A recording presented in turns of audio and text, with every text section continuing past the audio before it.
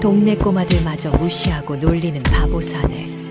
추운 겨울날 갓난아기가 추위에 떨며 울고 있는 걸 발견하곤 갓난아기를 데려와 어쩔 줄 몰라 한다.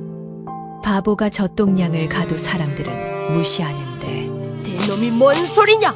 얼른 썩 꺼지지 못할까? 오디오 야담을 찾아주셔서 감사합니다. 구독과 좋아요는 영상 제작에 큰 힘이 됩니다. 한양에서 멀지 않은 작은 고을에 달구라는 바보가 살고 있었습니다. 달구는 말을 제대로 하지 못했고 글자도 몰랐으며 사람들이 주는 일을 겨우 해내며 살아가는 불쌍한 거지였지요. 동네 아이들은 달구를 보면 돌을 던졌고 어른들은 멀리서 손가락질하며 저리 가라고 쫓아냈습니다. 바보다, 바보, 저리 가. 아이들이 소리치며 돌을 던졌습니다. 달구는 머리를 감싸고 몸을 웅크렸는데 돌이 등과 어깨에 맞아 아팠지만 왜 그러는지는 이해하지 못했습니다. 그저 사람들이 무서워서 도망칠 뿐이었고 골목 구석으로 숨어들어가 떨고 있을 뿐이었습니다. 어른들도 마찬가지였는데 달구가 우물가에 가면 여인네들이 비명을 지르며 도망갔고 장터에 가면 상인들이 빗자루를 들고 쫓아왔습니다. 저 바보 거지 저리 안 가. 재수 없게. 누군가 소리치면 달구는 고개를 떨구고 물러섰습니다. 왜 사람들이 자신을 미워하는지 알 수 없었지만 아프니까 피하는 것뿐이었습니다. 그해 겨울은 유난히 추웠습니다. 눈이 허리까지 쌓였고 바람은 살을 애는 듯 매서웠으며 강물마저 얼어붙어 고을 사람들도 집 밖에 나서지 않았습니다. 달구는 며칠째 제대로 먹지 못한 상태였는데 주막에서 얻어먹으려 갔다가 주인에게 빗자루로 맞아 쫓겨났고 냉골 어기 빈 움막에서 웅크리고 있었습니다. 누더기 저고리 하나가 전부였는데 그나마도 구멍이 숭숭 뚫려 바람이 그대로 들어왔습니다. 배고파, 배고파. 달구가 배를 움켜쥐고 중얼거렸습니다. 꼬르륵 소리가 천둥처럼 울렸지만 먹을 것은 없었고 달구는 눈을 감고 잠들려 했지만 너무 추워서 잠도 오지 않았습니다. 그때 멀리서 희미한 소리가 들려왔는데 처음에는 바람 소리인 줄 알았지만 귀를 기울이니 분명 아기 우는 소리였습니다. 달구는 벌떡 일어났습니다. 비록 바보였지만 아기 울음소리만큼은 알아들을 수 있었고 움막을 나서 소리가 나는 쪽으로 걸어가기 시작했습니다. 눈이 깊어 한 걸음 떼기도 힘들었지만 달구는 넘어지며 기어가듯 앞으로 나아갔고 강가 갈대숲에 다다랐을 때 울음소리가 더욱 또렷하게 들렸습니다. 갈대를 헤치고 들어가니 너덜너덜한 보자기에 쌓인 아기 하나가 눈 위에 버려져 있었습니다. 아기는 얼굴이 새하얗게 질려 있었고 입술은 파랗게 변해 있었으며 가느다랗게 울고 있었는데 그 울음소리조차 점점 작아지고 있었습니다. 달구는 황급히 아기를 안아들었는데 아기 몸이 얼음장처럼 차가워 깜짝 놀랐습니다. 애기, 차가워. 안 돼. 달구가 아기를 품에 안고 흔들었지만 아기는 눈도 뜨지 못했습니다.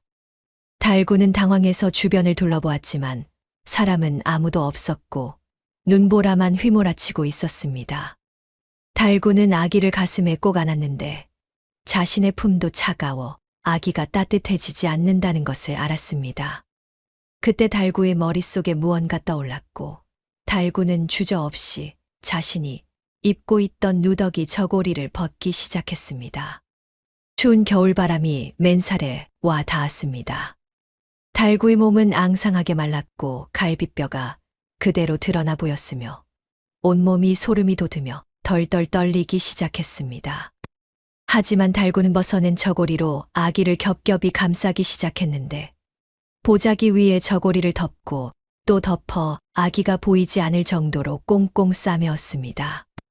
그리고 아기를 다시 품에 안았는데 이번에는 자신의 맨살이 아기에게 닿았고 달구의 체온이 아기에게 전해지기 시작했습니다. 이제 따뜻해. 달구가 웃으며 중얼거렸습니다. 정작 자신은 살을 애는 추위에 온몸이 파랗게 질려가고 있었지만 품속 아기가 조금씩 온기를 되찾는 것이 느껴졌습니다. 아기의 울음소리가 조금 커졌고 작은 손이 꿈틀거리기 시작했으며 달구는 그것을 보며 환하게 웃었습니다. 눈보라가 달구의 맨등을 때렸고 바람이 살을 베어내는 것 같았지만 달구는 아기를 더욱 꼭 껴안으며 몸을 웅크렸습니다. 얼마나 지났을까요? 달구는 정신을 잃을 것 같았습니다. 눈앞이 하얗게 변했고 손발 감각이 사라지기 시작했으며 품속 아기만이 따뜻하게 느껴졌습니다. 달구는 뒤틀거리며 움막으로 돌아가기 시작했는데 한 걸음 떼기도 힘들었지만 아기를 떨어뜨릴까봐 조심조심 걸었습니다. 첫 번째 넘어졌을 때 달구는 아기가 땅에 닿지 않도록 몸을 비틀어 자기 어깨부터 떨어졌습니다. 눈 속에 처박혔지만 아기는 무사했고 달구는 일어나 다시 걸었습니다. 두 번째 넘어졌을 때는 무릎이 돌에 부딪혀 피가 흘렀지만 달구는 아기를 가슴에 꼭 안은 채 다시 일어났습니다. 세 번째 넘어졌을 때는 팔꿈치가 얼음에 찍혀 살점이 벗겨졌고 피가 눈 위에 뚝뚝 떨어졌지만 달구는 아기만은 높이 들어 보호했습니다. 애기, 괜찮아. 아빠가 지켜. 달구가 헐떡이며 중얼거렸습니다. 넘어질 때마다 자신의 몸으로 땅을 먼저 받았고 아기는 한 번도 땅에 닿지 않았습니다. 달구의 무릎과 팔꿈치에서는 계속 피가 흘렀고 맨등에는 눈이 달라붙어 얼어붙기 시작했지만 품속 아기는 따뜻하게 보호되고 있었습니다. 움막에 거의 다 왔을 때 달구는 그만 쓰러지고 말았습니다. 눈 위에 고꾸라졌지만 아기는 여전히 품에 꼭 안고 있었고 달구는 마지막 힘을 짜내어 움막 안으로 기어 들어갔습니다. 움막 안에는 마른 집더미가 조금 있었는데 달구는 그 짚을 긁어모아 아기 주변에 둘렀고 자신은 아기를 감싼 채 웅크렸습니다. 입김을 불어 아기를 따뜻하게 해주려 했고 자신의 몸으로 바람을 막아주었습니다. 밤새 눈보라가 몰아쳤습니다. 움막은 금방이라도 무너질 것 같았고 바람이 온갖 틈으로 들어왔지만 달구는 아기를 품에서 놓지 않았습니다. 새벽녘이 되자 아기가 큰 소리로 울기 시작했는데 배가 고파 우는 것이 분명했습니다. 달구는 기뻐하며 아기를 내려다보았는데 아기의 얼굴에 다시 붉은 기가 돌고 있었고 작은 눈을 뜨고 달구를 쳐다보고 있었습니다. 애기, 살았어. 해. 좋아. 달구가 환하게 웃으며 아기를 쓰다듬었습니다. 자신은 온몸이 얼어붙어 움직이기도 힘들었지만 아기가 살아서 울고 있다는 것만으로도 행복했습니다. 달구는 아기를 가슴에 안고 다짐했는데 이 아기를 지키겠다고 무슨 일이 있어도 아기를 버리지 않겠다고 말입니다. 동이 트기 시작했습니다. 눈보라가 그치고 햇살이 비쳐 들어왔는데 움막 안은 여전히 춥고 초라했지만 아기의 울음소리가 움막을 가득 채우고 있었습니다. 달구는 아기를 달래며 중얼거렸는데 말은 어눌했지만 그 속에는 아버지가 될 사람의 다짐이 담겨 있었습니다. 애기, 내 새끼, 아빠가 지켜줄게. 달구가 아기에게 속삭였습니다. 아기는 여전히 울고 있었지만 달구의 품에서는 안전했고 달구는 아기를 보며 웃고 있었습니다. 한양에서 멀지 않은 작은 고을, 가장 추운 겨울날 한바보 거지가 아버지가 되는 순간이었습니다. 그날 밤의 추위를 달구는 평생 잊지 못했지만 그보다 더 잊지 못한 것은 품속에서 따뜻해진 아기의 온기였습니다. 그것이 달구에게는 세상 무엇보다 소중한 보물이 되었으니까요. 아기를 구한 지 사흘이 지났습니다. 달구는 아기에게 이름을 지어주었는데 하늘에서 내려온 아이라는 뜻으로 개동이라고 불렀습니다. 물론 달구가 한자를 알 리 없었고 그저 입에 착 붙는 소리라 그렇게 부른 것뿐이었지만 그래도 달구는 아기를 부를 때마다 행복했습니다. 개동아, 개동아. 달구가 아기를 안고 중얼거리며 움막 안을 왔다 갔다 했습니다. 아기는 계속 울고 있었는데 배가 고파서였습니다. 달구도 그것을 알고 있었지만 어찌할 도리가 없었지요. 젖을 줄 수도 없었고 밥을 먹일 수도 없었으며 달구 자신도 며칠째 굶고 있는 형편이었습니다. 달구는 결심했습니다. 젖을 얻어와야겠다고 말입니다. 동네에 아기를 낳은 여인들이 있었고 그분들에게 가서 빌면 젖을 조금이라도 얻을 수 있을 거라 생각했습니다. 달구는 개동이를 누더기로 꽁꽁 싸매고 품에 안은 채 움막을 나섰는데 눈은 여전히 쌓여 있었고 바람은 차가웠지만 아기를 위해서라면 갈 수 있었습니다. 첫 번째로 찾아간 집은 방앗간 주인 댁이었습니다. 그 집 며느리가 얼마 전에 아들을 낳았다는 소문을 들었기 때문이지요. 달구는 대문 앞에 서서 조심스럽게 문을 두드렸고 안에서 누군가 나왔습니다. 누구요? 방앗간 주인이 문을 열고 나오다가 달구를 보자 얼굴을 찌푸렸습니다. 달구는 품속 아기를 살짝 내보이며 말했습니다. 애기, 배고파. 조금만. 달구가 애원하듯 말했지만 방앗간 주인은 손사래를 치며 물러섰습니다. 안 돼. 바보 거지가 무슨 아기를 데리고 다녀. 썩 꺼져. 방앗간 주인이 소리치며 문을 쾅 닫아버렸습니다.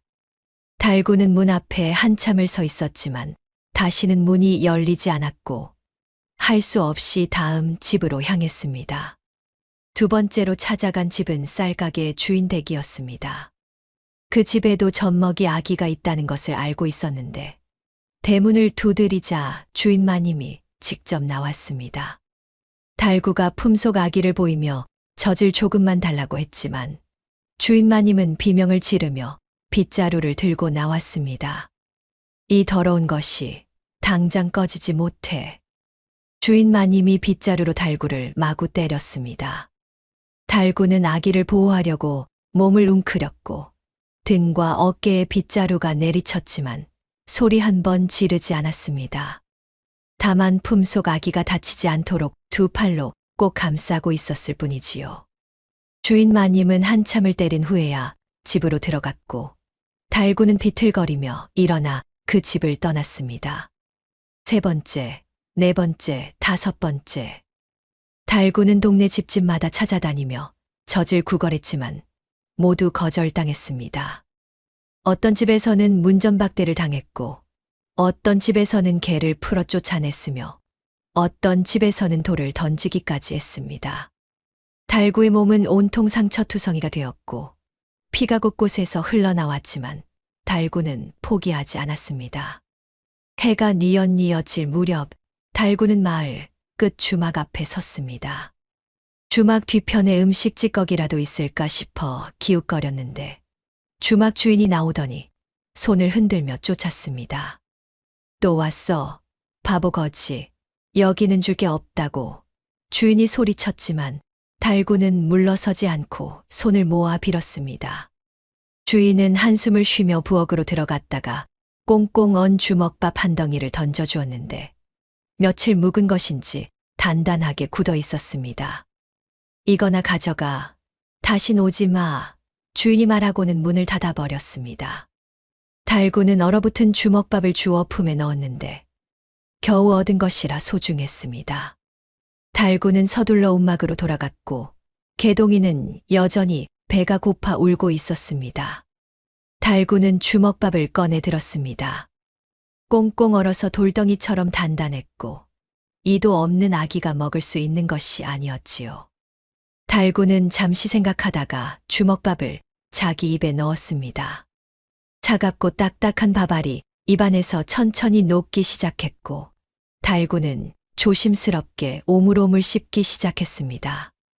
밥을 삼키고 싶었습니다. 며칠째 굶은 뱃속에서는 천둥 같은 소리가 울려 퍼지고 있었고 침이 줄줄 흘러나왔으며 몸은 밥을 원하고 있었습니다. 하지만 달구는 참았습니다. 밥알을 잘게 부수어 죽처럼 만들었고 입안에서 충분히 불려 아기가 먹기 좋게 만들었습니다. 한참을 씹은 뒤 달구는 손가락으로 입안의 밥을 조금 떠냈습니다. 죽처럼 흐물흐물해진 밥이었고 달구는 그것을 개동이 입에 넣어 주었습니다. 개동이는 처음에는 놀라 움찔했지만 곧 꿀꺽꿀꺽 삼키기 시작했습니다. 맘마, 먹어. 많이. 달구가 중얼거리며 계속 밥을 씹어 먹였습니다. 자기 입으로 씹고 손가락으로 떠내고 아기 입에 넣어주기를 반복했는데 달구는 한 톨도 삼키지 않았습니다. 주먹밥 하나가 다 떨어질 때까지 모두 씹어서 아기에게 먹였고 개동이의 배가 조금씩 불러오기 시작했습니다. 밥을 다 먹인 달구는 아기를 내려다보았습니다. 개동이는 울음을 그치고 편안한 얼굴로 잠들기 시작했는데 입가에는 밥풀이 묻어 있었습니다. 달구는 그것을 보며 환하게 웃었습니다. 배불러. 좋아. 달구가 중얼거렸습니다. 정작 자신은 한 톨도 먹지 못했고 배는 더욱 고팠지만 아기가 배불리 먹은 것을 보니 자신도 배가 부른 것 같았습니다. 달구는 아기를 품에 안고 움막 안을 빙글빙글 돌며 춤을 추었는데 비틀거리는 몸이었지만 기뻤습니다. 우리 애기. 밥 먹었어. 아빠도. 행복해. 달구가 노래하듯 중얼거렸습니다. 아기는 달구 품에서 곤히 잠들었고 달구는 아기를 내려놓고 옆에 누웠습니다. 배는 여전히 고팠지만 마음은 가득 찼고 아기의 편안한 숨소리를 들으며 달구도 잠이 들었습니다. 그날 밤 달구는 꿈을 꾸었습니다. 개동이가 크게 자라 환하게 웃으며 달구를 부르는 꿈이었고 달구는 꿈속에서도 행복하게 웃고 있었습니다. 아침이 밝았을 때 달구가 제일 먼저 한 일은 개동이가 잘 자고 있는지 확인하는 것이었고 아기가 무사한 것을 보자 달구는 다시 웃었습니다. 그날부터 달구는 매일 주막을 찾아가 밥을 구걸했습니다. 때로는 얻고 때로는 얻지 못했지만 얻을 때마다 달구는 자기 입으로 씹어 아기에게 먹였습니다. 한 톨도 자기 뱃속에 넣지 않았고 모두 아기의 몫으로 만들었습니다. 달구의 몸은 점점 말라갔지만 개동이는 조금씩 살이 오르기 시작했고 그것이 달구에게는 가장 큰 기쁨이었습니다. 마을 사람들은 달구를 보며 혀를 찼습니다. 바보 거지가 주운 아기를 키운다고 둘 다 굶어 죽을 거라고 수근거렸습니다. 하지만 달구는 신경 쓰지 않았고 개동이만 바라보며 하루하루를 살아갔습니다. 달구에게는 개동이가 전부였습니다. 아기의 웃음소리가 달구의 배고픔을 잊게 해주었고 아기의 온기가 달구의 추위를 녹여주었으며 아기가 있기에 달구는 살아갈 이유가 있었습니다. 그것이 한 바보 거지가 아버지가 되어 배운 사랑이었습니다. 개동이가 6살이 되던 해였습니다. 달구는 여전히 거지였지만 아들을 키우기 위해 닥치는 대로 일을 했는데 막노동이든 똥치우기든 가리지 않았습니다. 새벽에는 부잣집 마당을 쓸었고 낮에는 장터에서 짐을 날랐으며 저녁에는 뒷간을 치우고 똥을 퍼내는 일도 마다하지 않았습니다. 일거리가 있으면 있는 대로 몸을 움직였고 하루 종일 쉬지 않고 일해도 겨우 한 줌의 밥을 얻을 수 있었지요. 아빠. 밥.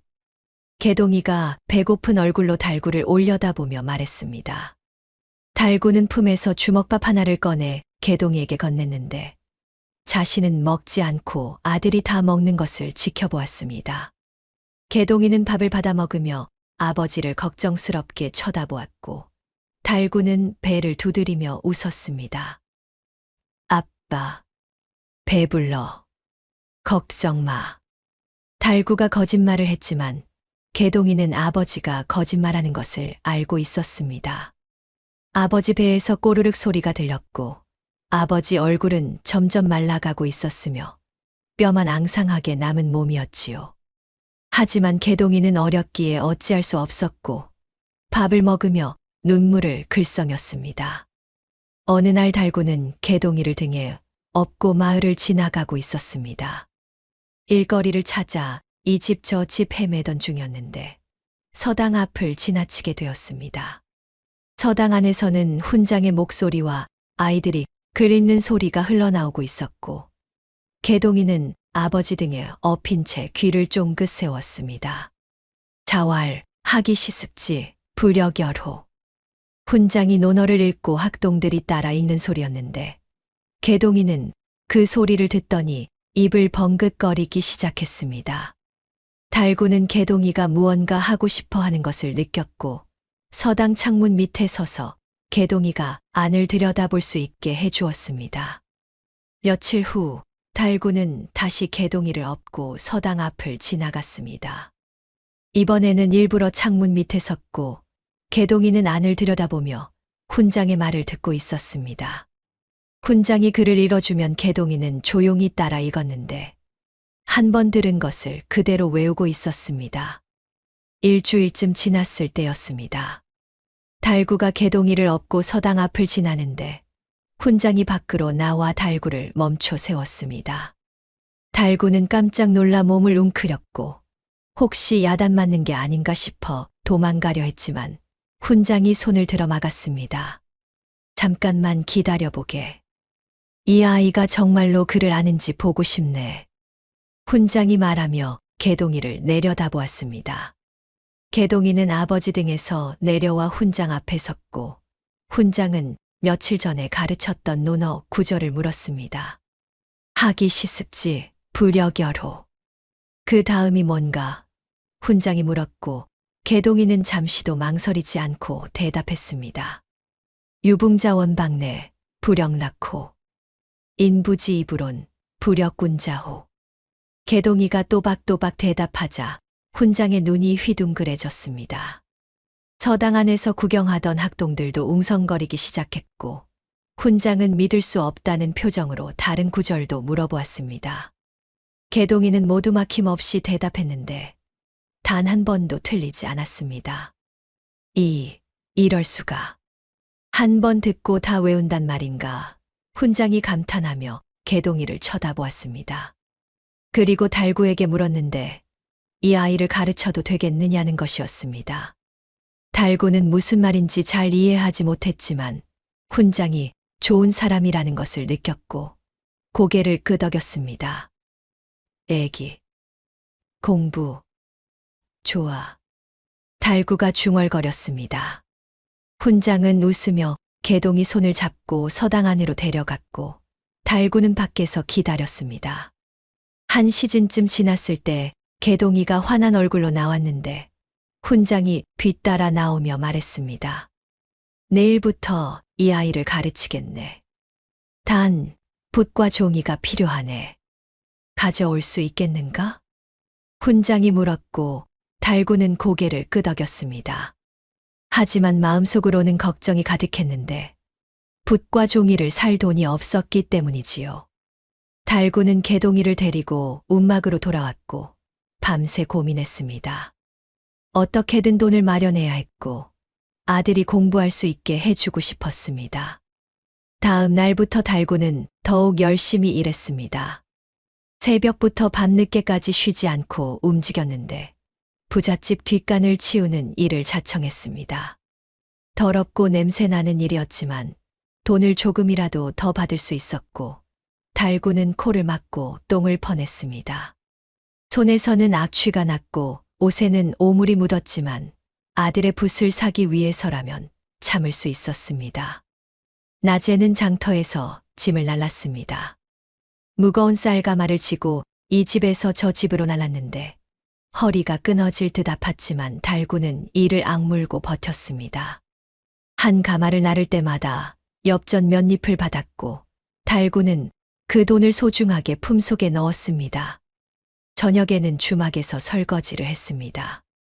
기름때 묻은 그릇을 씻고 물을 길어 날랐는데 밤늦게까지 일하면 남은 음식을 조금 얻을 수 있었습니다. 달구는 그 음식을 움막에 데려다 개동이에게 먹였고 자신은 한 톨도 먹지 않았습니다. 일주일이 지났습니다. 달구는 품속에 엽전을 세어보았는데 아직 붓을 사기에는 부족했습니다. 달구는 더 많은 일을 찾아 나섰고 어느 날 시장 한 구석에서 왈패들이 내기를 하는 것을 보았습니다. 누가 매를 더 잘 견디나 겨루는 내기였는데 이긴 사람에게 돈을 주고 있었습니다. 달구는 왈패들에게 다가갔습니다. 왈패들은 달구를 보고 비웃었지만 달구가 자신을 때려달라고 하자 신기해하며 돈을 내걸었습니다. 달구는 매를 맞기 시작했는데 한 대, 두 대, 10대. 왈패들의 몽둥이가 달구의 등과 어깨를 내리쳤고 피가 흘러나왔지만 달구는 쓰러지지 않았습니다. 애기, 붓, 사야 해. 달구가 이를 악물고 중얼거렸습니다. 20대를 맞았을 때 왈패들이 그만하라고 했지만 달구는 더 때려달라고 했습니다. 30대를 맞고 나서야 왈패들이 감탄하며 약속한 돈을 주었고 달구는 피투성이가 된 몸으로 비틀거리며 일어났습니다. 엽전을 받아든 달구는 곧장 필방으로 향했습니다. 피가 얼굴을 타고 흘러내렸고 몸은 온통 멍투성이었지만 달구는 웃고 있었습니다. 필방 주인은 달구를 보고 놀라 물러섰지만 달구가 엽전을 내밀자 마지못해 싸구려 붓 한 자루를 건넸습니다. 달구는 붓을 품에 소중히 안고 움막으로 돌아왔습니다. 개동이는 아버지를 보고 깜짝 놀라 울음을 터뜨렸는데 아버지가 피투성이가 되어 있었기 때문이지요. 달구는 개동이를 안심시키며 품에서 붓을 꺼냈습니다. 애기, 붓, 여기. 달구가 붓을 개동이 손에 쥐어주며 웃었습니다. 개동이는 붓을 받아 들고 눈물을 흘렸고 아버지를 꼭 껴안았습니다. 달구는 아들을 안으며 행복했는데 온몸이 아팠지만 아들이 공부할 수 있다는 것만으로도 충분했습니다. 다음 날부터 개동이는 서당에 다니기 시작했습니다. 훈장은 개동이의 천재성에 감탄했고 다른 학동들보다 훨씬 빨리 그를 깨우쳤습니다. 저녁이면 개동이는 움막으로 돌아와 아버지에게 배운 것을 들려주었는데 달구는 이해하지 못했지만 환하게 웃으며 듣고 있었습니다. 아빠, 나 열심히 공부할게요. 커서 아빠 편하게 해드릴게요. 개동이가 다짐하며 말했고 달구는 아들의 머리를 쓰다듬었습니다. 해. 우리 애기. 똑똑해. 달구가 자랑스럽게 웃으며 말했습니다. 거지소굴의 천재 그것이 개동이었고 그 천재를 키우는 바보 아버지가 달구였습니다. 두 사람은 가난했지만 행복했고 서로가 있어 세상을 견딜 수 있었습니다. 개동이가 서당에 다닌 지 석 달이 지났습니다. 개동이의 천재성은 이미 고을에 소문이 퍼져 있었는데 훈장이 여기저기 자랑하고 다녔기 때문이지요. 한 번 듣고 책을 통째로 외운다는 것, 6살 아이가 15살 학동들보다 글을 더 잘 읽는다는 것, 붓글씨도 어른 못지않게 잘 쓴다는 것이었습니다. 거지소굴에서 저런 천재가 나올 줄이야. 사람들이 수군거렸습니다. 신기해하는 사람도 있었고 안타까워하는 사람도 있었는데 저런 제목이 제대로 공부하지 못하고 굶어 죽을 것이라며 혀를 차는 이들도 있었습니다. 그 소문은 점점 퍼져나갔고 마침내 새로 부임한 현감의 귀에까지 들어가게 되었습니다. 현감은 욕심 많은 사람이었습니다. 권력욕도 있었고 재물욕도 있었지만 무엇보다 자식이 없어 속을 태우고 있었습니다. 40이 넘도록 슬하에 자식이 없었고 몇 번이나 첩을 들였지만 소용없었으며 대를 이을 아들이 없다는 것이 가장 큰 근심이었습니다. 그런 현감에게 거지 아비가 키우는 천재 아이라는 소문은 귀가 번쩍 뜨이는 이야기였고 곁에 있던 아전에게 그 아이에 대해 자세히 알아보라고 명했습니다. 며칠 후 아전이 보고를 올렸습니다. 정말로 보기 드문 제목이라고 제대로 가르치면 과거 급제도 가능할 것 같다고 했습니다. 현감의 눈이 번뜩였고 무언가 생각이 떠오른 표정을 지었으며 그 거지 아비와 아이를 데려오라고 명했습니다. 달구는 그날도 일을 마치고 돌아와 개동이와 함께 저녁을 먹고 있었는데 갑자기 관졸들이 들이닥쳐 깜짝 놀랐습니다. 관졸들이 현감께서 부르신다고 하자 달구는 겁이 났지만 개동이 손을 잡고 관아로 향했습니다. 관아에 도착하자 현감이 높은 자리에 앉아 있었습니다. 달구와 개동이는 마당에 무릎을 꿇었고 현감은 개동이를 내려다보며 흡족한 표정을 지었습니다. 눈이 총명해 보였고 자세도 반듯했으며 비록 누더기를 걸쳤지만 범상치 않은 아이라는 것을 한눈에 알 수 있었습니다. 현감은 개동이에게 몇 가지 글귀를 물어보았습니다. 개동이는 막힘없이 대답했고 어려운 한시도 줄줄 외웠으며 현감이 붓을 주어 글씨를 쓰게 하자 어른 못지않은 필체로 써냈습니다. 현감은 감탄하며 고개를 끄덕였고 이제 달구를 돌아보며 입을 열었습니다. 현감은 먼저 개동이의 재능을 칭찬했습니다. 보통 아이가 아니라고 제대로 가르치면 반드시 큰 인물이 될 것이라고 했지요. 달구도 고개를 끄덕였는데 아들이 똑똑하다는 것을 알고 있었고 자랑스러웠습니다. 현감은 달구의 표정을 살피며 조심스럽게 제안을 꺼냈습니다. 자신에게 이 아이를 맡기지 않겠느냐고 자신이 아들로 삼아 잘 키워주겠다고 했습니다. 비단 옷을 입히고 고기 반찬을 먹이며 한양 최고의 스승을 모셔다 가르칠 것이라고 과거 급제도 시킬 수 있다고 했지요. 달구는 고개를 갸우뚱했습니다. 무슨 말인지 정확히 이해하지 못했지만 아들을 달라는 것 같았고 달구는 본능적으로 개동이를 뒤로 끌어당겼습니다. 현감은 달구의 반응을 보고 목소리를 더욱 부드럽게 만들었습니다. 달구가 이 아이를 사랑하는 것은 안다고 하지만 생각해보라고 했습니다. 거지 아비가 이 아이에게 무엇을 해줄 수 있느냐고 썩은 밥을 주워 먹이고 누더기를 입히는 것밖에 못하지 않느냐고 말했습니다. 자신에게 맡기면 이 아이는 양반이 되고 벼슬아치가 될 수 있다고 설득했지요. 안 돼. 내 새끼. 달구가 중얼거리며 개동이를 꼭 껴안았습니다. 현감의 얼굴이 굳어지기 시작했고 목소리가 차갑게 변했습니다. 이번에는 협박조로 나왔는데 저런 거지가 이런 천재를 망치고 있다는 것을 모르느냐고 소리쳤습니다. 이 아이는 공부해야 할 나이인데 굶기고 있고 책을 읽어야 하는데 똥구덩이 옆에서 살게 하고 있지 않느냐고 목소리를 높였습니다. 달구는 움츠러들었습니다. 현감의 말투가 무섭긴 했지만 개동이를 놓지는 않았는데 아들을 지켜야 한다는 본능이 더 강했습니다. 현감은 점점 화가 났고 자신이 제대로 키워주겠다고 하는데 왜 거부하느냐고 욕심 때문에 이 아이의 미래를 망치는 것이냐고 소리쳤습니다. 달구는 고개를 저으며 개동이를 더욱 꼭 안았고 개동이도 아버지에게 매달렸습니다. 현감은 한숨을 쉬며 아전에게 눈짓했고 아전이 금덩이 하나를 가져와 달구 앞에 놓았습니다. 금덩이가 햇빛을 받아 반짝였습니다. 달구는 금덩이를 내려다보았는데 저것이 귀한 것이라는 것쯤은 알 수 있었습니다. 현감이 차분하게 말했는데 이것을 주겠다고 이 금으로 평생 굶지 않고 살 수 있으니 아이를 맡기고 편하게 살라고 했습니다. 달구는 금덩이를 보지도 않고 고개를 저었습니다. 아무리 바보라도 알 수 있었습니다. 저 금덩이와 아들을 바꿀 수 없다는 것을 말입니다. 달구는 금덩이를 집어들더니 현감을 향해 던졌습니다. 싫어. 내 새끼야. 안 팔아. 달구가 난생 처음 큰 소리로 외쳤습니다.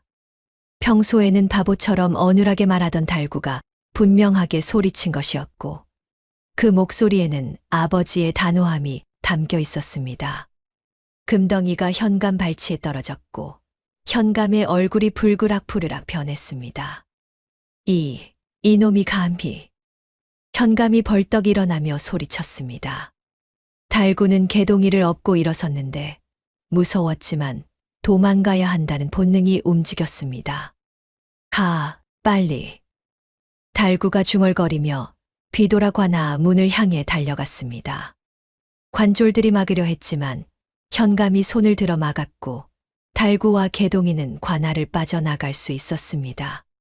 현감은 일부러 보내준 것이었는데 더 악랄한 계획이 머릿속에 떠올랐기 때문이지요. 현감의 얼굴은 분노로 일그러져 있었습니다. 자존심이 상했고 화가 났으며 달구에게 복수하고 싶었습니다. 감히 자신의 호의를 거부하고 금덩이를 던지다니 용서할 수 없었습니다.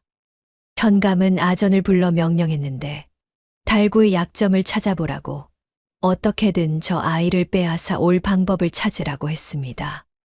필요하다면 죄를 만들어서라도 저놈을 엮어야 한다. 알아들었느냐? 현감이 차갑게 말했고 아전은 고개를 숙이며 명을 받들었습니다. 한편 달구는 개동이를 업고 움막으로 달려갔습니다. 숨이 차고 다리가 떨렸지만 멈추지 않았고 움막에 도착해서야 개동이를 내려놓았습니다. 개동이는 아버지를 껴안으며 울었고 달구는 아들을 쓰다듬으며 안심시켰습니다. 괜찮아. 아빠가 지켜줄게. 달구가 속삭였습니다. 하지만 달구의 마음속에는 불안함이 자리 잡고 있었습니다. 현감이 다시 올 것 같았고 그때는 더 무서운 일이 생길 것 같았습니다. 달구는 개동이를 꼭 안고 밤새 잠들지 못했는데 창밖으로 들려오는 바람 소리조차 현감의 관졸들이 오는 소리 같아 가슴이 철렁거렸습니다. 개동이도 아버지 품에서 떨고 있었습니다. 어린 나이였지만 상황이 좋지 않다는 것쯤은 알 수 있었고 아버지를 더욱 꼭 붙잡았습니다. 달구는 아들의 머리를 쓰다듬으며 중얼거렸는데 말은 어눌했지만 그 속에는 아버지의 다짐이 담겨 있었습니다. 내 새끼, 안 빼앗겨. 절대로. 그날 밤 현감은 악랄한 계획을 세우고 있었습니다. 탐욕의 그림자가 달구와 개동이를 향해 다가오고 있었고 곧 가슴 아픈 비극이 시작될 것이었습니다. 사흘이 지났습니다. 달구는 개동이를 데리고 움막에 숨어 지냈는데 밖에 나가기가 무서웠기 때문이지요. 일도 나가지 못했고 밥도 구하지 못했으며 남은 보리쌀로 죽을 쑤어 개동이에게 먹이는 것이 전부였습니다. 하지만 달구가 두려워한 일은 결국 일어나고 말았습니다. 어느 날 새벽 관졸들이 움막을 에워쌌습니다. 달구는 깜짝 놀라 개동이를 뒤로 숨겼지만 소용없었고 관졸들이 들이닥쳐 달구를 끌어냈습니다. 개동이가 울부짖으며 아버지에게 매달렸지만 관졸들이 거칠게 떼어냈고 달구는 포승줄에 묶인 채 끌려갔습니다. 아빠, 아빠. 개동이가 울며 뒤따라왔지만 관졸이 막아섰고 달구는 뒤돌아보며 눈물을 흘렸습니다. 하지만 어찌할 도리가 없었고 그대로 관아로 끌려갔습니다. 관아에 도착하자 현감이 높은 자리에 앉아 차갑게 내려다보고 있었습니다. 달구는 형틀 앞에 무릎을 꿇었고 현감이 차가운 목소리로 죄목을 읽어 내려갔습니다. 너는 양반집 아이를 유괴하여 거지로 키운 죄, 아동을 학대한 죄로 잡혀왔다. 현감의 말에 달구는 고개를 저었습니다. 개동이를 유괴했다니 말도 안 되는 소리였습니다. 달구는 강가에서 버려진 아기를 주었고 목숨을 살려 키웠을 뿐이었습니다. 하지만 현감은 달구의 항변을 들으려 하지 않았고 곁에 있던 증인 하나를 불러냈습니다. 증인은 마을의 왈패였는데 현감에게 돈을 받고 거짓 증언을 하러 온 것이었습니다. 왈패는 6해 전 겨울에 양반 행차가 지나가다 아이를 잃어버렸다고, 그때 달구가 그 아이를 훔쳐갔다는 것을 봤다고 거짓말했습니다. 달구는 고개를 마구 저었지만 바보 거지의 말보다 멀쩡한 증인의 말이 더 신빙성 있어 보였습니다. 자백하지 않겠느냐? 현감이 물었고 달구는 고개를 저으며 중얼거렸습니다.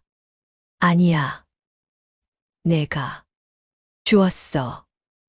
애기. 죽어가는 거. 살렸어. 달구가 애원하듯 말했지만 현감은 코웃음을 치며 형틀에 달구를 묶으라고 명했습니다. 관졸들이 달구를 형틀에 묶었고 매를 들고 기다렸습니다. 현감이 손을 들자 매가 내려왔는데 쾅 하는 소리와 함께 달구의 등이 찢어졌습니다. 한 대, 두 대, 10대. 매가 계속 내려쳤지만 달구는 자백하지 않았습니다. 피가 등을 타고 흘러내렸고 살점이 터져나갔지만 달구는 거짓말을 할 수 없었습니다. 개동이는 진짜 자신의 아들이었고 유괴한 게 아니었으며 사랑으로 키운 것이었습니다. 20대를 맞았을 때 현감이 매질을 멈추게 했습니다. 달구는 피투성이가 되어 형틀에 축 늘어져 있었고 의식이 희미했습니다. 현감이 관졸들을 물리치고 달구 곁으로 다가왔는데 아무도 듣지 못하도록 낮은 목소리로 속삭였습니다. 잘 들어라. 내가 선택할 수 있는 길은 두 가지다. 현감이 차갑게 말했습니다. 달구는 고개를 들어 현감을 바라보았고 현감은 계속 속삭였습니다. 첫째, 내가 유괴했다고 자백해라. 그러면 너는 유배형을 받아 살 수 있고 아이는 내 양자가 되어 벼슬길에 오를 것이다. 둘째, 끝까지 부인해라. 그러면 너는 맞아 죽고 아이는 평생 거지로 굶어 죽을 것이다. 현감의 말에 달구의 눈이 흔들렸습니다. 현감은 달구의 반응을 보며 더 파고들었는데 목소리에는 악의가 가득했습니다. 내가 죽으면 누가 그 아이를 키우겠느냐? 아무도 없다. 거지 아이로 평생 굶어 죽을 것이다. 하지만 내가 자백하면 그 아이는 양반이 되고 공부해서 과거에 급제할 수 있다. 선택해라. 현감이 비웃으며 물러섰습니다. 달구는 형틀에 묶인 채 고개를 떨구었고 눈물이 주르르 흘러내렸습니다. 아들의 미래를 위해서는 거짓말을 해야 했고 나쁜 아버지가 되어야 했으며 아들에게 미움받아야 했습니다. 이틀 후 현감은 개동이를 관하로 불러들였습니다. 아버지를 면회시켜 주겠다고 했고 개동이는 기뻐하며 달려왔습니다. 개동이는 옥 앞에 섰고 안에서 피투성이가 된 아버지를 보자 울음을 터뜨렸습니다. 아빠, 아빠. 개동이가 울며 옥문을 붙잡았습니다. 달구는 구석에 웅크리고 있었는데 개동이를 보자 온몸이 떨리기 시작했습니다. 지금 해야 할 일을 알고 있었고 아들을 위해 거짓말을 해야 한다는 것을 알고 있었습니다. 달구는 천천히 일어나 개동이에게 다가갔습니다. 아빠, 다쳤어요? 아파요? 개동이가 눈물 범벅이 된 얼굴로 물었습니다. 달구는 개동이를 보며 눈물을 삼켰고 얼굴을 돌려 눈물을 감췄으며 다시 개동이를 돌아보았을 때는 차가운 표정을 지으려 애썼습니다. 오지 마. 달구가 거칠게 소리쳤습니다. 개동이는 깜짝 놀라 멈춰 섰고 달구는 계속 말을 이었습니다. 밥. 많이 먹어서. 귀찮아, 너. 무거워. 달구가 평소와 다른 목소리로 말했습니다. 개동이는 이해할 수 없다는 표정으로 아버지를 쳐다보았고 달구는 눈물이 흘러내리는 것을 참으며 더 심한 말을 했습니다. 너 훔쳐온 거야, 주운 거. 아니야. 달구가 거짓말을 했습니다. 개동이는 고개를 저으며 울기 시작했고 아버지에게 다가가려 했지만 달구는 손을 뻗어 개동이를 밀어냈습니다. 저리 가, 싫어, 너. 나빠. 달구가 소리치며 개동이를 밀쳐냈습니다. 개동이는 바닥에 주저앉았고 믿을 수 없다는 표정으로 아버지를 올려다보았습니다. 달구는 등을 돌렸는데 눈물이 주르륵 흘러내리고 있었지만 아들이 보지 못하도록 감췄습니다. 아빠, 왜 그래요? 아빠. 개동이가 흐느끼며 물었지만 달구는 대답하지 않았습니다. 관졸이 개동이를 끌어냈고 개동이는 울부짖으며 끌려갔습니다. 옥 안이 조용해지자 달구는 그 자리에 주저앉았습니다. 그리고 입을 틀어막고 소리 없이 울기 시작했습니다. 몸이 부들부들 떨렸고 눈물이 끝없이 흘러내렸으며 가슴이 찢어지는 것 같았습니다. 달구는 짐승처럼 오열했는데 소리가 밖으로 새어 나가지 않도록 입을 막고 울었습니다. 내 새끼. 미안해. 미안해. 달구가 중얼거렸습니다. 아들에게 한 거짓말이 가슴을 도려냈고 아들의 눈에 비친 배신감이 영혼을 찢었으며 평생 아들을 지켜온 자신이 아들을 버린 나쁜 아버지가 되어야 했습니다. 하지만 이것이 아들을 살리는 유일한 방법이었고 달구는 울면서도 이것이 옳은 일이라고 스스로를 달랬습니다. 며칠 후 재판이 열렸습니다. 달구는 현감 앞에서 자백했는데 자신이 아이를 유괴했다고 거지로 키운 것이 잘못이었다고 말했습니다. 현감은 만족스러운 표정으로 판결을 내렸는데 달구에게는 유배형을, 개동이는 현감의 양자로 삼는다고 선언했습니다. 개동이는 법정 한 구석에서 아버지를 바라보고 있었습니다. 아버지가 거짓말을 하고 있다는 것을 알았지만 왜 그러는지는 이해할 수 없었습니다. 개동이는 울면서 아버지를 불렀지만 달구는 고개를 돌리고 쳐다보지도 않았습니다. 판결이 끝나고 달구는 다시 옥으로 끌려갔습니다. 개동이는 현감의 집으로 가게 되었는데 발걸음이 떨어지지 않았고 계속 뒤를 돌아보았지만 아버지는 보이지 않았습니다. 개동이의 가슴에는 배신감과 혼란이 자리 잡았고 세상이 무너지는 것 같았습니다. 달구는 어두운 옥 안에서 벽에 기대 앉아 있었습니다. 온몸이 아팠지만 마음이 더 아팠고 아들을 지켰다는 안도감보다 아들에게 미움받았다는 슬픔이 더 컸습니다. 하지만 달구는 알고 있었습니다. 이것이 사랑이라는 것을, 때로는 미움받아야만 지킬 수 있는 것이 있다는 것을 말입니다. 달구는 어둠 속에서 중얼거렸습니다. 내 새끼, 잘 살아. 아빠는 괜찮아. 거짓말로 버려야만 지킬 수 있었던 바보 아버지의 슬픈 사랑이었습니다. 개동이는 현감의 집으로 들어갔습니다. 큰 기와집이었고 방마다 불이 환하게 밝혀져 있었으며 개동이를 위해 준비된 방에는 비단이불과 깨끗한 옷가지들이 놓여 있었습니다. 하인이 밥상을 들고 왔는데 흰쌀밥에 고기 반찬이 수북했고 달콤한 떡까지 놓여 있었습니다. 개동이는 평생 보지 못한 음식들이었지만 손을 대지 않았습니다. 밥상을 물리고 혼자 남았을 때 개동이는 창문으로 달을 바라보았습니다. 저 달빛 아래 아버지가 어디쯤 계실까 생각하니 눈물이 났고 비단이불이 아무리 따뜻해도 아버지의 품이 더 그리웠습니다. 아버지가 왜 그런 거짓말을 했는지 이해할 수 없었고 정말로 자신이 싫어서 버린 것인지 혼란스러웠습니다. 사흘이 지났습니다. 개동이는 현감댁에서 지내며 글 공부를 했지만 집중할 수 없었고 밥을 먹어도 맛을 느낄 수 없었으며 밤마다 악몽을 꾸었습니다. 현감은 개동이를 데리고 마을을 돌아다니며 자랑했는데 사람들 앞에서 글을 읽게 하고 붓글씨를 쓰게 했습니다. 개동이는 시키는 대로 했지만 눈에는 생기가 없었고 인형처럼 움직일 뿐이었습니다. 나흘째 되는 날 저녁이었습니다. 개동이는 방에 누워 있다가 목이 말라 부엌으로 물을 마시러 갔습니다. 부엌 뒤편을 지나가는데 하인들이 수군거리는 소리가 들려왔고 개동이는 발걸음을 멈추고 귀를 기울였습니다. 저 아이 불쌍하지 않나? 아버지가 유괴범이라니. 한 하인이 말했고 다른 하인이 코웃음을 치며 대답했습니다. 유괴범은 무슨? 현감 나으리가 꾸민 일이라고 들었네. 저 거지 아비를 협박해서 거짓 자백을 받아낸 거라더군. 그 말에 개동이의 가슴이 철렁 내려앉았습니다.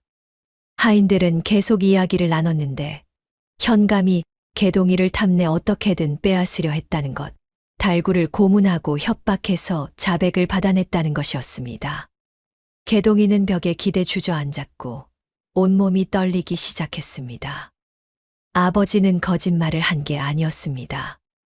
아니, 거짓말을 했지만 자신을 버린 게 아니라 지키려고 한 것이었습니다. 현감의 협박에 못 이겨 나쁜 아버지 역할을 한 것이었고, 자신을 양반으로 만들어주기 위해 스스로 죄인이 된 것이었습니다.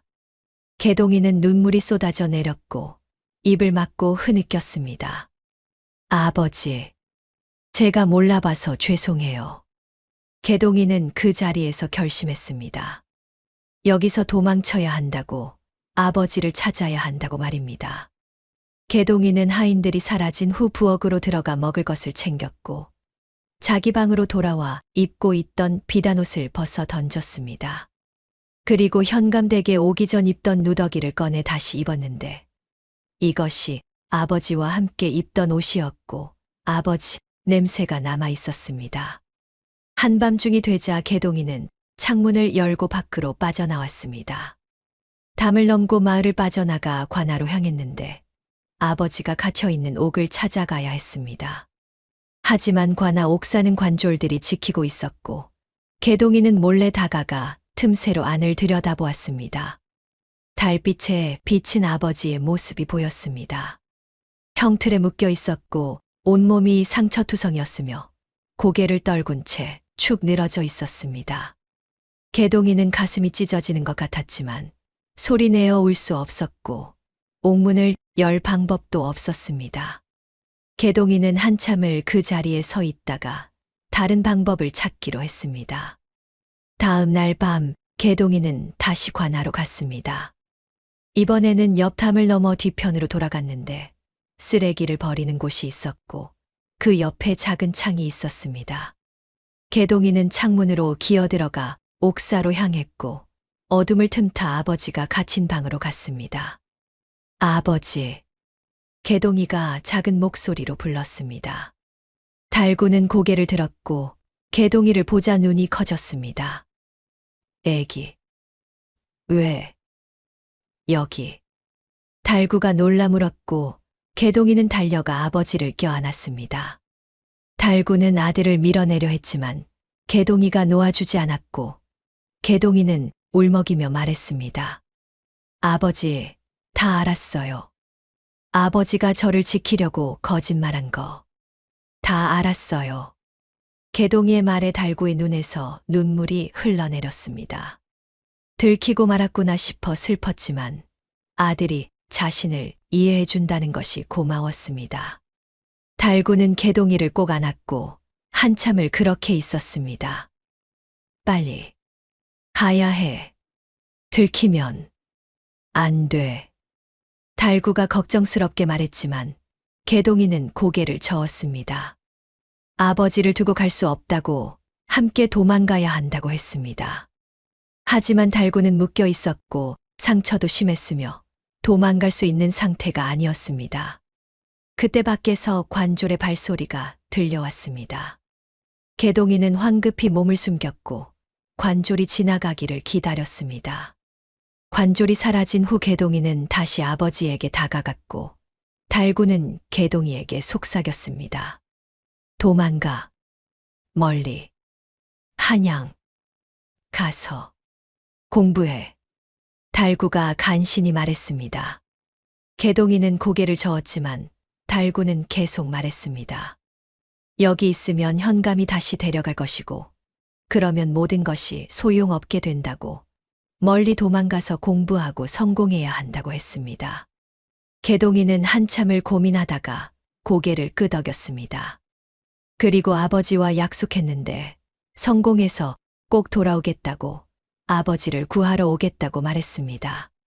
며칠 후 개동이는 아버지를 산속절로 옮겼습니다. 유배를 떠나기 전날 밤 관졸들을 속이고 아버지를 빼내는 데 성공했던 것입니다. 마을에서 멀리 떨어진 산속 암자가 있었고 늙은 스님이 혼자 지내고 있었는데 개동이는 스님에게 사정을 이야기하고 아버지를 맡겼습니다. 스님은 자비로운 분이었고 달구를 받아주며 치료해 주겠다고 약속했습니다. 암자 마당에서 개동이는 아버지 앞에 무릎을 꿇었습니다. 달구는 아들을 보며 눈물을 흘렸고 개동이도 울고 있었습니다. 아버지, 조금만 기다려요. 제가 보란 듯이 성공해서 꼭 모시러 올게요. 약속해요. 개동이가 다짐하며 말했고 달구는 아들의 머리를 쓰다듬었습니다. 우리 애기 잘하고 있어. 달구가 중얼거렸습니다. 개동이는 아버지를 꼭 껴안았고 한참을 그렇게 있다가 일어났습니다. 뒤돌아보면 마음이 약해질 것 같아 한 번에 돌아섰고 산길을 내려가기 시작했습니다. 달구는 아들의 뒷모습을 보며 손을 흔들었고 개동이는 한 번도 뒤돌아보지 않고 걸어갔습니다. 개동이의 마음속에는 불길이 타오르고 있었습니다. 반드시 성공하겠다는 오기, 아버지를 고통스럽게 만든 현감에게 복수하겠다는 분노, 그리고 무엇보다 아버지를 다시 편하게 모시겠다는 다짐이었습니다. 6살 아이의 작은 어깨에 큰 짐이 올라간 순간이었지만 개동이는 그 짐을 기꺼이 짊어지기로 했습니다. 눈물의 이별이었습니다. 개동이는 산을 내려와 한양으로 향했습니다. 6살 아이가 혼자 걷기에는 먼 길이었고 며칠을 걸어 한양 성문에 도착했을 때는 발이 부르트고 온몸이 지쳐 있었습니다. 하지만 개동이는 멈추지 않았습니다. 아버지와의 약속을 지키기 위해서라도 성공해야 했고 그러려면 공부할 곳을 찾아야 했습니다. 한양은 넓고 복잡했습니다. 사람들이 북적였고 기와집들이 즐비했으며 개동이는 어디로 가야 할지 몰라 거리를 헤맸습니다. 첫날 밤은 성균관 근처 처마 밑에서 잤는데 추워서 떨면서도 아버지 생각에 눈물을 흘렸습니다. 아버지는 암자에서 잘 계실까, 상처는 나았을까 걱정되었고 빨리 성공해서 모시러 가야겠다고 다짐했습니다. 여치를 거리를 헤매던 개동이는 큰 서당을 발견했습니다. 유명한 대학자가 운영하는 곳이라는 소문을 들었고 개동이는 용기를 내어 문을 두드렸습니다.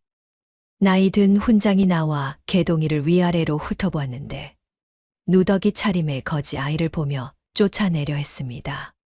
글을 배우고 싶습니다. 개동이가 또박또박 말했습니다. 훈장은 코웃음을 치며 어린 것이 글을 배우겠다고 하느냐고 비웃었지만 개동이는 물러서지 않았습니다. 대신 자신이 외운 논어 구절을 줄줄 읊었고 땅바닥에 나뭇가지로 글씨를 써보였으며 훈장은 깜짝 놀라 눈을 크게 떴습니다. 내가 이걸 어디서 배웠느냐? 훈장이 물었고 개동이는 고향의 서당에서 배웠다고 대답했습니다. 훈장은 개동이의 실력을 시험해 보았는데 어려운 한 시를 읊게 하고 사서삼경의 구절을 물어보았으며 개동이는 모두 막힘없이 대답했습니다. 훈장은 감탄하며 개동이를 받아들이기로 했습니다. 내 실력이면 공부할 자격이 있다. 하지만 학비를 낼 수 있겠느냐? 훈장이 물었고 개동이는 고개를 숙였습니다. 돈이 없었습니다. 훈장은 잠시 생각하더니 제안했는데 낮에는 서당 청소와 심부름을 하고 저녁에는 공부하는 조건으로 받아주겠다고 했습니다. 개동이는 기뻐하며 고개를 끄덕였습니다. 그날부터 개동이의 고된 나날이 시작되었습니다. 새벽에 일어나 마당을 쓸고 우물에서 물을 길어 날랐으며 낮에는 훈장과 학동들의 심부름을 했습니다. 밥을 얻어먹기 위해 부잣집을 돌아다니며 일을 해주었고 저녁에는 지친 몸을 이끌고 서당으로 돌아와 공부했습니다. 다른 학동들은 개동이를 무시했습니다. 거지 출신이라고 놀렸고 함께 앉기를 꺼려했으며 때로는 일부러 개동이가 치운 마당에 쓰레기를 버리기도 했습니다. 개동이는 참았습니다. 아버지가 자신을 위해 얼마나 많은 것을 참았는지 알고 있었고 이 정도는 아무것도 아니라고 생각했습니다. 밤이면 개동이는 처마 밑에 앉아 달을 바라보았습니다. 저 달빛이 아버지가 계신 암자에도 비추고 있을 거라 생각하니 위로가 되었고 달을 보며 아버지께 속삭이듯 중얼거렸습니다.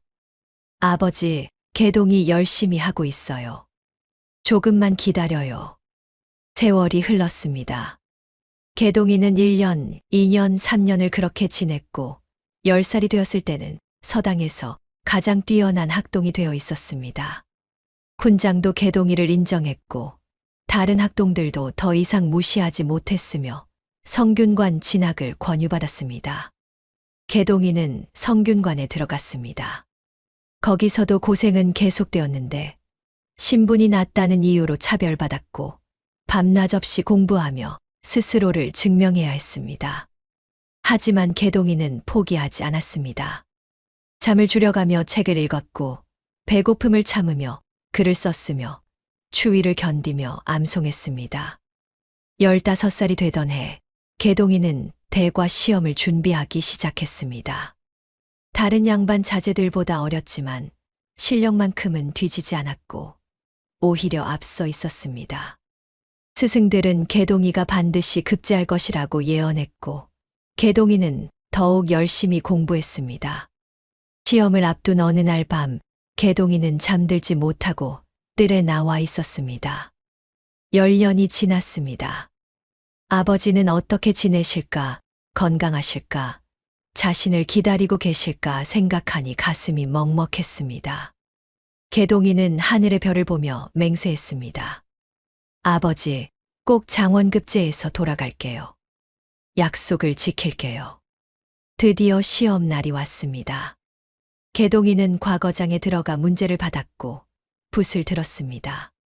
그때 아버지가 피투성이가 되어 사다 준 그 싸구려 붓이 떠올랐고 아버지가 자신을 위해 형틀에 묶여 거짓말하던 모습이 떠올랐으며 개동이의 가슴에 불길이 타올랐습니다. 개동이는 붓을 휘둘렀습니다. 10년 동안 쌓아온 모든 것을 쏟아부었고 아버지를 향한 그리움을 글로 풀어냈으며 세상을 향한 분노와 희망을 담아냈습니다. 해가 질 때까지 쉬지 않고 썼고 마지막 획을 긋는 순간 붓이 부러졌습니다. 보름 후 방이 나붙었습니다. 개동이는 성균관 동료들과 함께 방을 보러 갔고 맨 위에 자신의 이름이 적혀 있는 것을 보았습니다. 장원급제였습니다. 주변 사람들이 환호했고 개동이를 축하했지만 개동이는 그 자리에 무릎을 꿇고 눈물을 흘렸습니다. 아버지, 해냈어요. 개동이가 해냈어요. 개동이가 중얼거리며 울었습니다. 10년을 기다린 순간이었고 아버지와의 약속을 지킨 순간이었으며 이제 돌아갈 수 있는 순간이었습니다. 개동이는 눈물을 닦고 일어났습니다. 장원 급제자에게는 벼슬이 내려졌고 개동이는 정식 관복을 받았습니다. 붉은 관복을 입은 개동이는 거울을 보며 쓸쓸하게 웃었습니다. 이 화려한 옷보다 아버지의 누더기가 더 그리웠고 이 높은 벼슬보다 아버지의 품이 더 소중했습니다. 개동이는 임금을 아련한 후 금이환양을 청했습니다. 고향에 돌아가 부모님을 뵈어야 한다고 했고 임금은 허락하며 상금과 함께 말 한 필 하사했습니다. 개동이는 감사의 절을 올리고 궁을 나섰습니다. 말을 타고 한양을 떠나는 개동이의 얼굴에는 결연한 표정이 떠올라 있었습니다. 10년 만에 아버지를 뵙는 것이었고 약속을 지켰다는 것을 보여드리는 것이었으며 이제는 아버지를 편하게 모실 수 있다는 기쁨이었습니다. 하지만 가슴 한구석에는 불안도 자리 잡고 있었는데 아버지가 건강하실까, 자신을 기다리고 계실까 하는 걱정이었습니다. 개동이는 말에 채찍을 가했습니다. 하루라도 빨리 아버지께 달려가고 싶었습니다. 산속 암자로 10년을 기다린 그곳으로 개동이는 달려가고 있었습니다. 개동이는 사흘을 쉬지 않고 달려 고향 근처 산에 도착했습니다. 말에서 내려 산길을 오르기 시작했는데 10년 만에 오르는 길이었지만 발걸음은 저절로 움직였습니다. 개동이는 붉은 관복을 입고 있었고 허리에는 금으로 된 폐물이 달려 있었으며 장원 급제자의 위엄이 느껴졌습니다. 하지만 그 화려한 차림과 달리 얼굴에는 불안함이 가득했습니다. 아버지, 저를 기억하실까요? 건강하실까요? 개동이는 가슴이 두근거렸습니다. 10년이라는 세월이 너무 길었고 그동안 아버지가 어떻게 지내셨는지 알 수 없었으며 혹시라도 돌아가신 건 아닌지 두려웠습니다. 개동이는 발걸음을 재촉했고 마침내 암자가 보이기 시작했습니다. 암자는 예전 그대로였습니다. 낡은 기와집이었고 마당에는 잡초가 자라고 있었으며 스님이 마당을 쓸고 있었습니다. 개동이는 달려가 스님 앞에 무릎을 꿇었고 스님은 개동이를 보고 깜짝 놀랐습니다. 개동이, 내가 개동이냐? 늙은 스님이 물었고 개동이는 고개를 끄덕이며 눈물을 흘렸습니다. 스님은 개동이의 관복을 보고 감탄했는데 과거에 급제했구나 싶었고 대견하다는 표정을 지었습니다. 하지만 곧 얼굴이 어두워졌고 개동이는 불길한 예감이 들었습니다. 아버지는 어디 계십니까? 개동이가 떨리는 목소리로 물었습니다. 스님은 한숨을 쉬며 암자 뒤편을 가리켰는데 그곳에는 작은 움막이 있었습니다. 스님이 설명했습니다. 달구는 살아계시지만 병이 깊어졌다고, 몇 해 전부터 정신이 혼미해져 사람을 알아보지 못한다고, 치매가 와서 자기가 누군지도 모른다고 했습니다. 개동이는 가슴이 철렁 내려앉았습니다. 그래도 살아계시다는 것에 안도하며 움막으로 달려갔고 문을 열고 안을 들여다보았습니다. 어두운 움막 안에 누군가 웅크리고 앉아 있었는데 냄새가 진동했습니다. 똥오줌을 제대로 가리지 못하는 것 같았고 옷은 더럽게 얼룩져 있었으며 머리카락은 허옇게 새어 있었습니다. 아버지, 개동이가 떨리는 목소리로 불렀습니다. 달구는 고개를 들었는데 눈은 초점이 없었고 얼굴은 주름으로 가득했으며 10년 전보다 훨씬 더 늙어 보였습니다. 개동이는 가슴이 미어지는 것 같았지만 움막 안으로 들어갔고 달구 앞에 무릎을 꿇었습니다. 아버지, 개동이가 왔습니다. 개동이가 큰 소리로 외쳤습니다. 하지만 달구는 개동이를 멍하니 쳐다볼 뿐이었고 알아보는 기색이 없었습니다. 개동이는 더 가까이 다가가 아버지 손을 잡았는데 아버지 손은 뼈만 앙상하게 남아 있었고 차갑게 식어 있었습니다. 아버지, 저예요. 개동이. 아버지, 아들이에요. 개동이가 울먹이며 말했지만 달구는 여전히 멍한 표정으로 개동이를 바라볼 뿐이었습니다. 그저 낯선 사람을 보는 눈빛이었고 아들을 알아보지 못하는 것이 분명했습니다. 개동이는 눈물이 쏟아져 내렸고 아버지를 꼭 껴안았습니다. 아버지, 제가 늦었어요. 미안해요. 개동이가 흐느끼며 사과했습니다. 10년이 너무 길었고 그 사이 아버지는 병들어 자식도 알아보지 못하게 되었으며 개동이는 자신을 원망했습니다.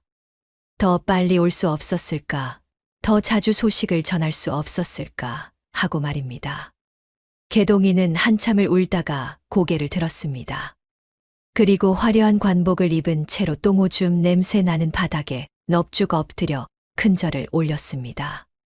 이마가 땅바닥에 닿았고 관모가 벗겨졌으며 붉은 옷이 더러워졌지만 상관없었습니다.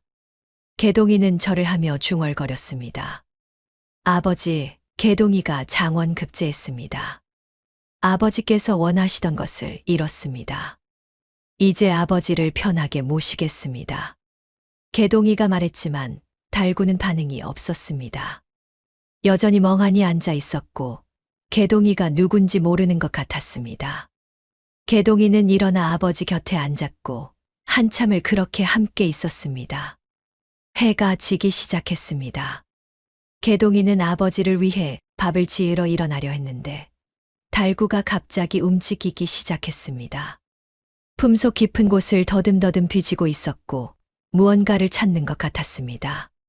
개동이는 아버지가 무엇을 찾으시는지 궁금해서 지켜보았습니다. 달구는 헝겊에 쌓인 무언가를 꺼냈습니다.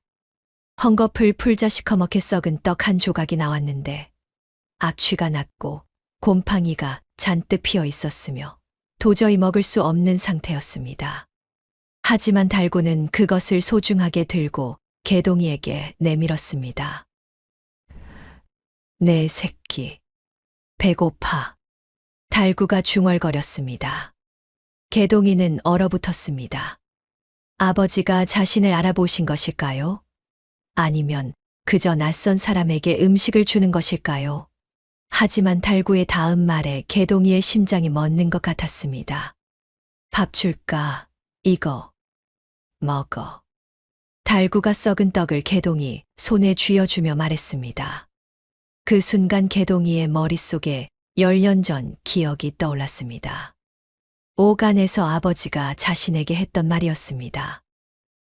밥 많이 먹어서 귀찮아. 그때 아버지가 한 말은 거짓이었습니다. 현감의 협박에 못 이겨 한 거짓말이었고 아들을 지키기 위해 나쁜 아버지 역할을 한 것이었습니다. 하지만 지금 아버지가 하는 말은 진심이었습니다. 아들이 배고플까 봐 썩은 떡이라도 주려는 것이었고 10년 동안 품속에 간직해온 것이었습니다. 밥 많이 먹어. 달구가 개동이 손을 잡아 떡을 쥐어주며 말했습니다. 아들을 알아보지 못하는 아버지였지만 누군가 배고플까 봐 자신의 마지막 음식을 나눠주려는 것이었습니다. 그것이 달구가 평생 살아온 방식이었고 치매에 걸려도 변하지 않은 본성이었으며 아버지의 사랑이었습니다. 개동이는 썩은 떡을 받아들고 통곡했습니다. 몸을 떨며 울었고 소리를 지르며 울었으며 아버지를 꼭 껴안고 울었습니다. 10년 동안 참았던 눈물이 한꺼번에 쏟아져 나왔고 아버지의 사랑이 얼마나 깊었는지 깨달았으며 자신이 얼마나 사랑받았는지 알게 되었습니다. 아버지, 아버지. 개동이가 울부짖으며 불렀습니다. 달구는 우는 사람을 보며 어리둥절한 표정을 지었지만 등을 토닥여 주었습니다. 누군지는 모르지만 슬퍼하는 사람을 위로하는 것이었고 그것이 달구가 할 수 있는 전부였습니다. 개동이는 한참을 울다가 고개를 들었습니다. 그리고 썩은 떡을 입에 넣었는데 쓰디쓴 맛이 났고 목으로 넘기기 힘들었지만 억지로 삼켰습니다. 아버지가 10년 동안 간직한 사랑이었고 세상에서 가장 소중한 음식이었으며 개동이는 한 조각도 남기지 않고 다 먹었습니다. 맛있어요. 아버지. 개동이가 눈물을 흘리며 말했습니다. 달구는 환하게 웃었는데 비록 아들을 알아보지 못했지만 누군가 자신의 음식을 맛있게 먹는 것을 보고 행복했습니다. 개동이는 아버지를 꼭 안았고 달구도 개동이를 안아주었습니다. 그날 밤 개동이는 아버지 곁에서 잤습니다. 관복을 벗고 누더기를 걸치고 아버지 옆에 누웠는데 어렸을 때 아버지 품에서 자던 기억이 떠올랐습니다. 아버지는 코를 골며 주무셨고 개동이는 아버지 얼굴을 보며 다짐했습니다. 아버지, 이제 제가 아버지를 지킬게요. 평생 편하게 모실게요. 개동이는 다음 날부터 아버지를 모시기 시작했습니다. 스님과 함께 아버지를 씻겨드리고 깨끗한 옷을 입혔으며 좋은 음식을 해드리고 약을 구해드렸습니다. 달구는 여전히 개동이를 알아보지 못했지만 개동이는 상관없었습니다. 아버지가 살아계시다는 것만으로도 감사했고 곁에 있을 수 있다는 것만으로도 행복했습니다. 며칠 후 개동이는 한양으로 올라가 사직서를 냈습니다. 벼슬을 버리고 아버지를 모시기로 한 것이었는데 임금도 효자라며 칭찬하고 허락했습니다. 개동이는 고향으로 내려와 작은 집을 마련했고 아버지를 모시며 살기 시작했습니다. 해가 지고 달이 떴습니다. 개동이는 마당에 앉아 달을 바라보며 중얼거렸습니다. 아버지께서 제게 주신 것은 옷도 밥도 아니었어요. 사랑이었어요. 그 사랑으로 제가 여기까지 올 수 있었어요. 개동이의 눈에서 눈물이 흘러내렸습니다. 하지만 슬픈 눈물이 아니라 감사의 눈물이었고 행복의 눈물이었으며 사랑의 눈물이었습니다. 개동이는 움막으로 들어가 잠든 아버지를 바라보았습니다. 나의 하늘, 나의 아버지. 개동이가 속삭였습니다. 달구는 편안한 얼굴로 잠들어 있었고, 개동이는 아버지 곁에 앉아 밤새 지켰습니다. 바보 아버지와 천재 아들의 이야기는 이렇게 끝났지만 그들의 사랑은 영원히 계속될 것이었습니다.